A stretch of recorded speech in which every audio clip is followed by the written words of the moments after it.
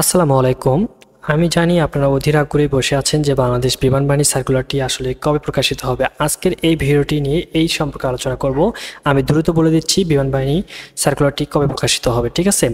আজকের ভিডিওটি দুটো টপিক নিয়ে কথা বলার চেষ্টা করব। এক নাম্বার হচ্ছে বাংলাদেশ বিমান বাহিনী সার্কুলার কবে প্রকাশিত হবে। দুই, বিমান বাহিনী সার্কুলার এই যে এয়ারম্যান পদে পরীক্ষাটি হয় এটি সিলেবাস কেমন, কি কি ধরনের পরীক্ষা আসে প্রশ্ন। এখানে দেখতে পাচ্ছেন জব সার্কুলার। এই সার্কুলারে আয়ত্ত রয়েছে আপনার হচ্ছে এয়ারম্যান, এমওডিসি অফিসার। এখানে এয়ারম্যানে একটু নিচে খেয়াল করে দেখবেন যে হচ্ছে নো জব সার্কুলার দেওয়া রয়েছে, কিন্তু অফিসারে কিন্তু ভিউ সার্কুলার দেওয়া রয়েছে।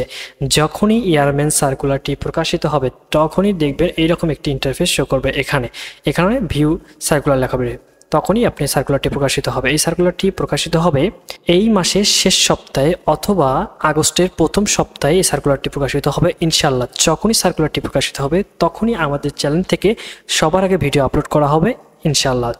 তাই দ্রুত আমাদের চ্যানেলটি একটু সাবস্ক্রাইব করে রাখবেন, ধন্যবাদ। এখন আমরা কথা বলবো যে বাংলাদেশ এয়ারম্যান যারা পরীক্ষা দিবেন তাদের প্রশ্নগুলো কি রকম হয় এবং কোথা থেকে আসে, সিলেবাসটা আসলে কি রকম। চলুন কথা না বলে আমাদের মূল ভিডিও শুরু করা যাক। আচ্ছা, যারা বাংলাদেশ এয়ারফোর্সে পরীক্ষা দিবেন তারা এরকম একটি সার্কুলার প্রকাশিত হবে। আমি একটু শুধু পরীক্ষাগুলো কোন টপিক অনুযায়ী হয় এগুলো একটু বলে দেওয়ার চেষ্টা করব এই ভিডিওর মাধ্যমে। আচ্ছা, আমি একটু জুম করে নিচ্ছি আপনাদের সুবিধার জন্য।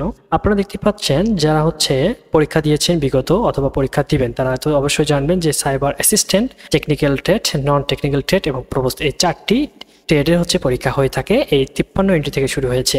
52তম এন্ট্রিতে কিন্তু নাকি অনেকগুলো ট্রেড ছিল, মেডিকেল অ্যাসিস্ট্যান্ট গুলো অনেকগুলো ট্রেড রয়েছিল। আচ্ছা, আমি ওগুলো বলতে যাচ্ছি না, কিন্তু এখনো বর্তমান 4টা ট্রেড অনুযায়ী পরীক্ষা হচ্ছে।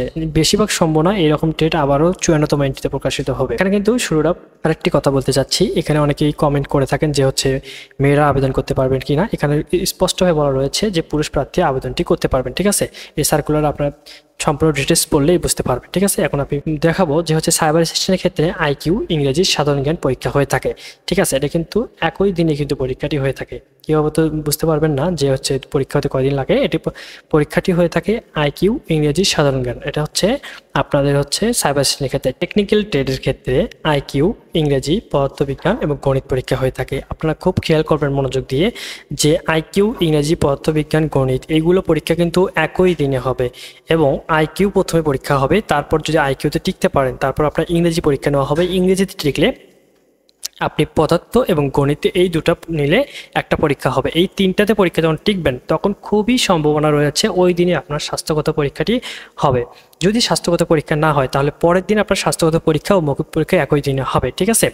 কিন্তু এই সকল কার্যক্রম করতে বিমান বাহিনী 2 দিন সময় লাগে। একদিন আপনার পরীক্ষা এবং স্বাস্থ্যগত পরীক্ষা হয়ে থাকে, দ্বিতীয় দিন আপনার মৌখিক পরীক্ষা হয়ে থাকে। তারপরে ওই দিনেই আপনার দ্বিতীয় দিনে আপনার রেজাল্ট দিবে আপনি সিলেক্টেড হয়েছেন কিনা। তারপর হচ্ছে নন টেকনিক্যাল ক্ষেত্রেও সেম, কিন্তু এখানে একটু ভিন্ন রয়েছে। যারা নন টেকনিক্যালে পরীক্ষা দিবেন তাদের ক্ষেত্রে আইকিউ, ইংরেজি, সাধারণ জ্ঞান এই 3টা পরীক্ষা দিতে হয়। কিন্তু টেকনিক্যাল ট্রেডের ক্ষেত্রে পদার্থ এবং গণিত মিলে একটা পরীক্ষা দিতে হয়।